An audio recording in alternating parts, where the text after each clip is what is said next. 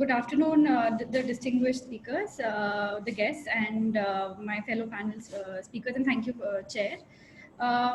So my topic for today is India's neighborhood, China's charm offensive in South Asia, and I'm co-authoring it with Dr. Tharish David. Tharish, can you please go on to the slide? Now, before I start the presentation, I would like to give a brief overview of what my presentation would focus on. And before doing that, I would want to discuss a term often used in international relations known as charm offensive. This term was coined by Joshua Polancic in 2007 in reference to China's use of soft power to improve its global status and image. Very importantly, China has been using its smart power, a combination of hard and soft power in South Asia, to enhance its international stature and attain its core strategic interests of economic growth and regional supremacy. Over the past decade, China has been enhancing its sphere of influence in South Asia and developing into a significant economic partner to countries in the region. It is particularly forging robust ties with smaller states through its charm offensives of trade, diplomacy, aid, infrastructure, and investment. A major driver for China's proactive engagement in the region remains the security and stability of its peripheral areas of Tibet, Yunnan, and Xinjiang, which border on the South Asian region. These points are listed, and I would be focusing on these points as we move ahead to the presentation. Tharish, can we move to the next slide? China has been enhancing its trade with the South Asian regions to an extent that its trade with the countries of the region compete with that of India's, which has been holding the traditional sphere of influence in the region. In fact, for a few countries, the trade figures outperform India's trade relations. If we focus on this map, it shows China's trade with countries in comparison to India's. We clearly can view China's trade competing with India's in Bangladesh and dwarfing India's trade in Pakistan, as well as in Maldives. While China's trade with Nepal, Afghanistan, and Sri Lanka are less in quantity than India's, it is important to note that it is growing at a fast pace. The next slide, more importantly, more importantly, China's strong economic ties in Pakistan and Bangladesh, two of India's largest neighbors, also account for China's arms exports in the region.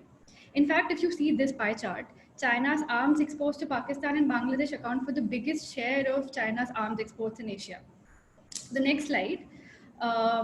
In the next slide, China has also enhanced its investments in the South Asian region, targeting the water and mineral resources as well as energy resources in the region, ensuring a country-specific connect with South Asia by providing access to the South Asian markets. The first figure or the timeline shows a very important trend of Chinese investments in South Asia.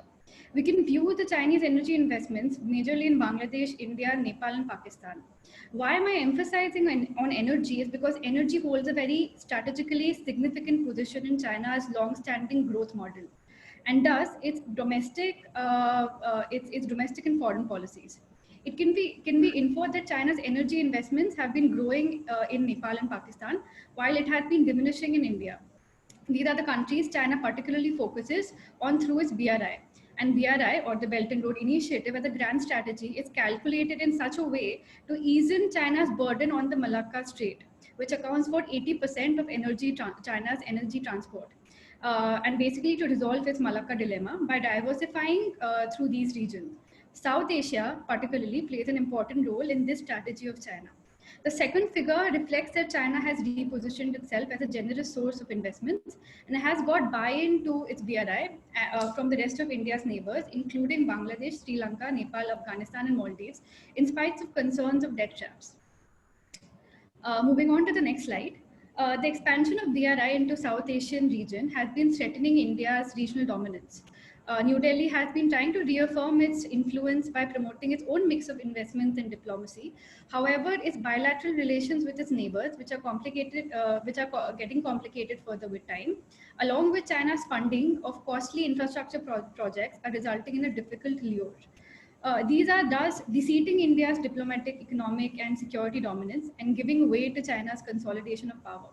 In the map, you can view and witness the economic corridors, the Silk Road economic belt, maritime Silk Road, railroads and ports in and around South Asia through China's Grand BRI, which kind of reflects the fact that how China and to what extent China is enhancing its influence in South Asia. You could take a look at the previous slide where there have been a bit written about CPEC, about Nepal, Bhutan, and Bangladesh. Or I could just proceed to the next slide. Since recent times, China has been viewing the region through a trans-Himalayan approach. This approach has been focusing on Nepal, Pakistan, Afghanistan, and Bangladesh particularly, along with the rest of the South Asian countries. Connectivity remains a critical aspect of Xi Jinping's foreign policy, and smaller states of South Asian region foundations China's South Asian narrative.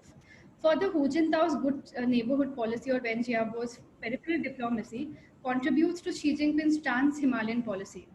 This policy under Xi Jinping aims to keep a check on Tibet, make the Tibet Autonomous Region an integrated part of China through connectivity, develop its western region that is home to more than 400 million people, and consolidate control over the regions in the Himalayas. When I'm discussing about Nepal, since 2016, there has been an enormous amount of development in the bilateral relations with the convergence of interests. The most important development between the two countries has been the Trans-Himalayan Multidimensional Connectivity Network, which is not only about railways, waterways, ports, air routes, but also about fiber optical connectivity between both the countries, which holds significant importance and which is already operational. These developments are only cementing a growing defense and security cooperation between the two countries. Moving on to the next slide. Another aspect of China's trans-Himalayan approach has been the CPEC, or the China-Pakistan Economic Corridor. Since its initiation, the CPEC, which passes through the contested Himalayan border region of Gilgit-Baltistan, is being actively pursued by China along with Pakistan, and not just Pakistan, also Afghanistan, which is in planning, while paying the least amount of heed to India's sovereignty concerns. While China has been interested in involving Pakistan to its grand infrastructure initiatives since 2014, plans regarding the CPEC project execution with Afghanistan point towards Beijing's distinct strategic approach towards Kabul via the extension of the BRI. Significantly, China and Afghanistan have been involved in the Sino-Afghanistan Special Railway Transportation Project, Five-Nation Railway Project, and initiatives that connect CPEC to southern parts of the country. A fiber optic link through the Wakhan corridor has also been initiated.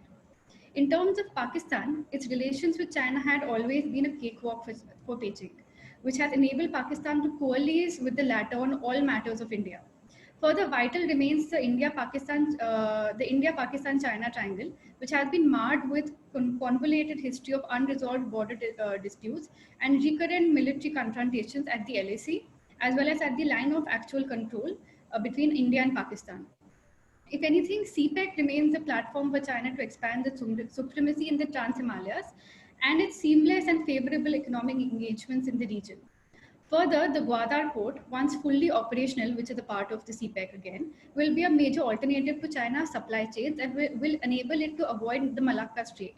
It is also an integral part of China's so-called string of pearls strategy across the Indian Ocean. Such improved trade and connectivity through CPEC will provide political stability and economic development to its backward west, especially the Xinjiang province. Further, the Chinese maritime ambitions in the Indian Ocean have a definite security-based orientation, and the success of Gwadar port shall be celebrated further by China if it surpasses mere economic interests. Moving on to the next slide. An important development which recently took place amidst the COVID-19, contributing to the strengthening of China's diplomatic influence in the region, has been the recent conference of a Himalayan quadrilateral comprising of China, Pakistan, Afghanistan, and Nepal. Diplomatically popular as a handshake across the Himalayas, China's outreach is characterized by a comprehensive security outlook, infrastructure-oriented aid, enhanced focus on trade, public-private partnerships, and more recently, increased economic and security cooperation post the COVID-19 pandemic. This has further offered a counter-argument to the emerging China disconnect narrative around the globe, as the above countries focus on enhancing relations with China, while many countries like the US, Japan, Australia, India, and more look towards diversifying away from China. Now, what does China-South Asia policy signify vis-a-vis Asia or South Asia's changing balance of power in a post-COVID period? More importantly, what strategic relevance does it hold for India in the region? The next slide. China's policies can be termed as greater challenges for India. Be it its economic integration with the South Asian region, including the greater market access possible to China, China's access to resources in the region. Also, challenges can be termed as the diminishing diplomatic influence, irrespective of India being a part of the SAARC. The security concerns of the BRI, be it the debt traps, the strategic accesses China can have in the South Asian region, or China's growing military diplomacy with the region. The next slide. Very briefly, this slide shows the growing military diplomacy of China with the South Asian region, which has been increasing especially with Pakistan, following by the rest of the countries. Even if India features in the top spot, a lot of military diplomacy between these two countries remains multilateral. The next slide. Now, how can India really enhance? I mean, how can India really prevent China to enhance its influence or somehow balance? That would be probably for India to review its neighborhood policy. India needs to view the trade, aid, connectivity developments by China from a more fundamental approach, with some rethinking to be done on India's policies towards its neighbors. It needs to understand the evolution of the regional dynamics in India's neighborhood, where the time when India could provide its democracy, constitution, and values as a template is ending. India must recognize that these and more respectful to that these and be more respectful towards its neighbors' sovereignties. More importantly, it needs to understand that it is no more an abstract approach with which it can deal with its neighbors, but it is more practical. The challenges before India remain its dwindling economy and its Chinese presence, relations with its neighbors, and its overall delegitimization in the region. India can alleviate these challenges by addressing the prevalent issues by its neighbors, emerge as a security facilitator, enhance India's soft power in the region, and increase the comprehensive national power in South Asia. India also must stand up against the Chinese assertions and aggressions, military face-off in terms of Ladakh and Doklam, counterbalance in the South China Sea, and revisit India's policy towards Tibet, Hong Kong, and Taiwan. Lastly, India must also assert a red line to China regarding its narrative and initiate out-of-the-box proposal with China to address the asymmetric power relation it holds with Beijing. I would stop here and invite comments and questions. Thank you.